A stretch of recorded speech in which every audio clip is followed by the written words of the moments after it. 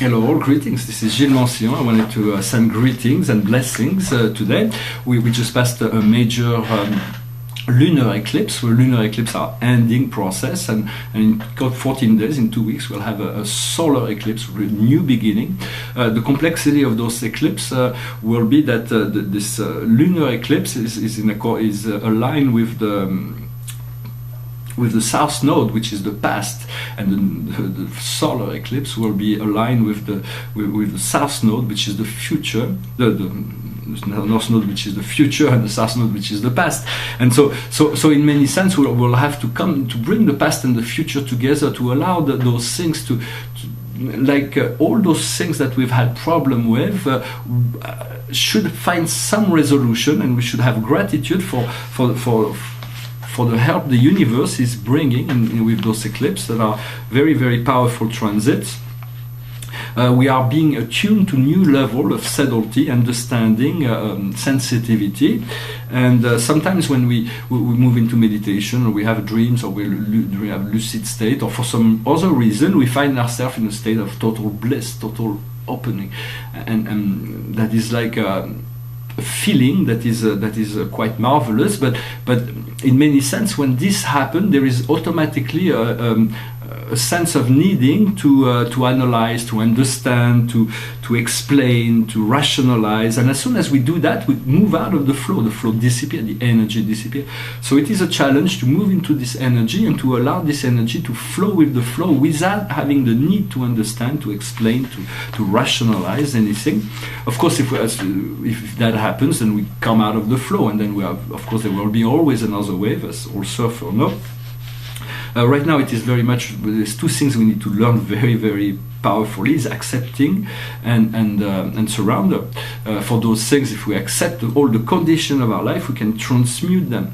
And so because there are all kinds of unresolved situation, emotion within ourselves, and if we deny that have been happening for thousands of hundreds of lifetimes that we do not know, but those things have been accumulated within ourselves, and there are all kinds of unresolved energy, sometimes negative, what we might call as negative, like feeling that are not pleasant, but we cannot deny their existence, because if we have this feeling that is not comfortable, and then automatically we tune our attention to avoid that feeling, to find something to avoid that feeling, then it gets submerged, and it doesn't get healed. So the understanding is to allow this feeling to happen, yet knowing that it is only coming up to be integrated, and so we can let go of all sort of sorrow, frustration, and yet they have to be felt and recognized in order to be integrated.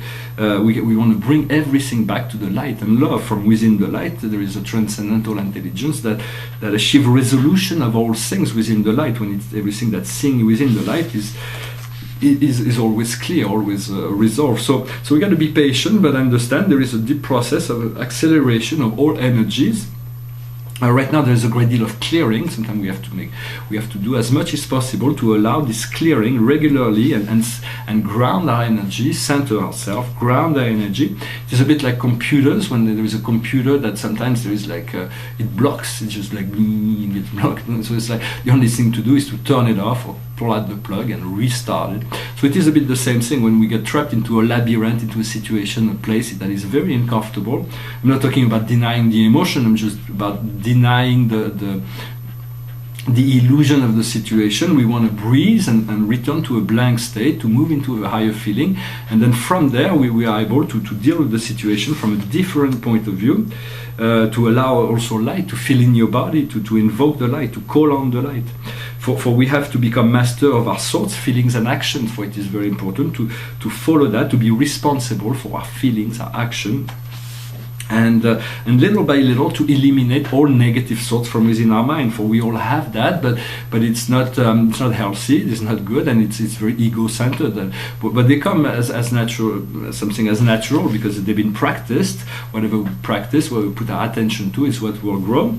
I know I used to do that as well, like most human beings, but I see that there are many people that are still doing that are putting drama at the center of their reality. You cannot have peace and harmony me, and allow yourself to be moved into drama and conflict. You got to make a clear choice of letting go of drama. Sometimes there are things in the other life that really push our buttons, like this is not acceptable, but in many sense, we got to understand life supports all things. They support the illusion of the ego and the light and love of the soul. And so all is true within life, but for us, we have to make a clear choice. And so we are, in many sense, there are people also that spend their whole time making a list or talking about those things, making a list of all the things that are wrong within life. And it just makes their life really, really hard. And the more they talk about it, the more difficult it gets. I'm sure that they'll eventually figure it out. But and so in many sense, when something negative happens to us, for many years we are like we feel the responsibility. We meet a friend to share that experience of madness, because there was all kinds of absurdity that happens on the earth. And so but in many sense it's better to stay silent in relationship to the negative things. Sometimes we can't help it. The best way to approach something negative, if you're going to share it with someone, with a friend or so, is to approach it through an angle of humor, not through an angle of frustration or victimization. So it is important to let go of all those if possible, to let go of those limiting beliefs, so to speak. A lot of relationships were about codependency in the past, karmic codependency, but now we're moving into independence and interdependence, for we are all interconnected, and but we do not want to be codependent. We want to be independent on that level, although we are all one. So, and we live on a plane. No man is an island. So it's like we all depend on each other for all kinds of things. For the society, all society were created as a collective effort, and so we become more conscious of what is codependency, what is independency, and what is interdependency. For we all are here to help each other. Also wanted to speak about dreams. There is those dreams when we sleep. We will receive a dream that's like a dream, but there are also dreams that we have, those deep desire, those visions. We have a certain understanding of what we want out of life. We call that dreams, and those things need to be cultivated. They are the state of possibility. They may not be realized all at once, and even we should appreciate having the dream without even being in expectation for it to realize. Just having the dream is already a gift. So continue to nourish your dream, to cultivate your dream. And eventually, when everything is ready, when there is enough certainty around the accepting of that experience, the universe will produce it, will bring it into our experience.